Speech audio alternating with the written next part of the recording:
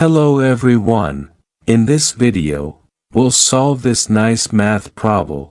The problem is, find the value of the cube root of 28 cubed divided by 14 cubed.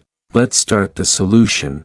We'll take the part under the cube root, so 28 to the power 3 divided by 14 to the power 3, which we can write it in this shape, equals 28 to the power 3 divided by 14 to the power 3, which is equal 28 divided by 14 all cubed. 28 divided by 14 equal 2, which is equal to 2 to the power 3.